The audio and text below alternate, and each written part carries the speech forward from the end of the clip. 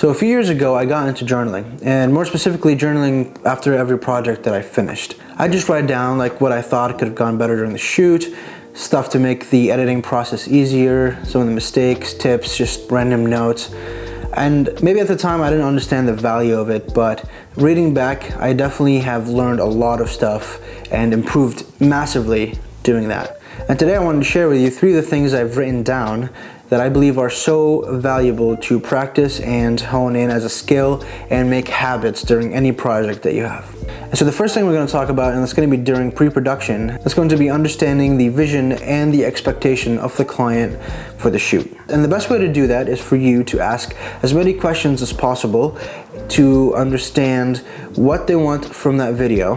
What is their target audience? What is their expectation for return on investment, if you want to say? Is it a commercial? Whatever the case may be, your job in this stage of production is to understand and have as much information as possible. But also, your job is to manage the expectations of the client. So a lot of times clients will have a higher expectation for the production than their budget allows, or than your capabilities, or sometimes they just want some absurd things where you can't get a permit, or you can't shoot in this location, etc., etc. So your job is to make sure that they understand the limitations from their end, whether it's a budget restriction, or from your end, whether you're not able to do thing, or you don't have a skill for something. So make sure that they are clear about that before you guys go into the production. And another thing that you should be doing in the pre-production, and that has come back to bite me really bad, it is to make sure you have good photos and understanding of what the location is going to be. Because I've made the mistake of not doing that before, and when I got onto location, the room that we were shooting in was too small, and I had like this giant conference table that was basically like restricting any angle that I had and all the room, and it was bolted to the floor, so I couldn't even move it. So also in this stage of pre-production, make sure you have all the knowledge about the set and the location, the limitations of the location, and if you can change it if you need to.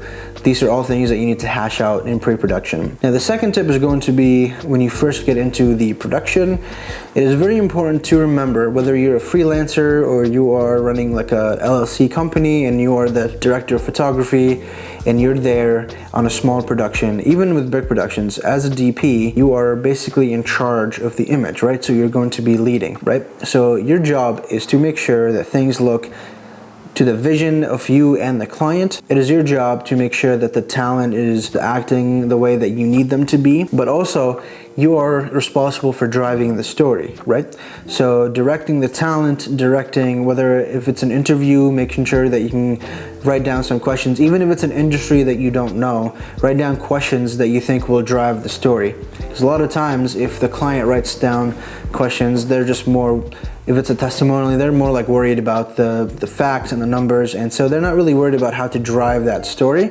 So you as the filmmaker, you will have that expertise, and you need to write down questions in case the questioning from the client is not going in any way. You are able to throw a question in that maybe will start to provide a story for the video. Now tip number 3 is a little bit of a deep one, but it is to not let people influence your decision and your style on set. I'm not saying that people's opinions don't matter, or that you shouldn't take criticism, or that you shouldn't take people's advice, etc., or that your opinion is always correct. What I am saying is, though, I personally have had moments on set where maybe I was with people who had a little bit more knowledge or expertise than me, and they would say something and I would kind of just blindly do it without thinking about it, and on multiple occasions I didn't like the final results. Had I gone with the thing I originally wanted to do, I think it would have looked better. So what I am saying is, while it is really important to collaborate and take people's opinions into consideration, regardless of their level compared to you, do not blindly take somebody's advice or their influence just because they're better than you. Because a lot of times, especially on set, maybe you're stressed out or you're nervous and you have a lot of pressure on you, so it seems like it's easier for you to take the decision that somebody else made than you kind of put yourself on the line. But I promise you that it's going to be a win-win situation if you feel like something is right in your gut and you go with it, even if other people told you differently. If it comes out to be not the good thing, you will learn from it, and if it comes out to be just what you wanted, then you are going to feel good. You're going to be more confident in making decisions later. So while it's important for you to take criticism and take into consideration people's opinions, do not let them influence you in those times where you feel like what you're doing is actually correct. I hope you found this video helpful. I have a bunch of these things written down and I'm going to make more videos in the future.